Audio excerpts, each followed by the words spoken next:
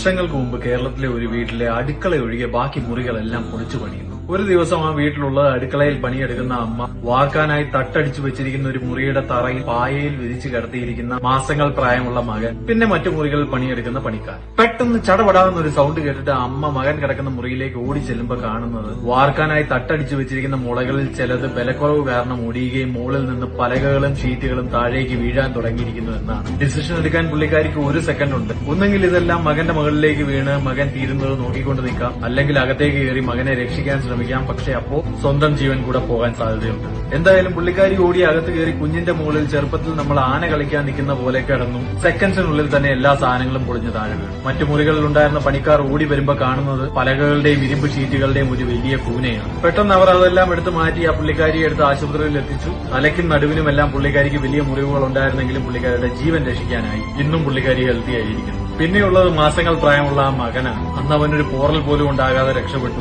ഇന്ന് നിങ്ങളോട് ഈ കഥ പറയുന്നതും അതേ മകൻ തന്നെയാണ്. Yes, it was my mom and me. കാര്യം ഇങ്ങനെയൊക്കെയാണെങ്കിലും എന്റെ ചെറുപ്പത്തിൽ വേണ്ടതിനും വേണ്ടാത്തതിനും തല്ലി ചതച്ചാണ് എന്റെ അമ്മ എന്നെ വളർത്തിയത്. അതേപോലെ തന്നെ ഇപ്പോഴും ഞങ്ങൾ തമ്മിൽ വലിയ വലിയ ഉടക്കുകൾ ഉണ്ടാകാറുമുണ്ട്. പക്ഷെ എന്തൊക്കെയാണെന്ന് പറഞ്ഞാലും ഒരു കാലത്ത് എന്റെ ജീവൻ രക്ഷിക്കാൻ സ്വന്തം ജീവൻ കളയാൻ മടി കാണിക്കാത്തവരാണ് എന്റെ അമ്മ എന്ന കാര്യം എത്ര വലിയ പ്രശ്നങ്ങൾക്കിടയിലും ഞാൻ മറക്കാറില്ല.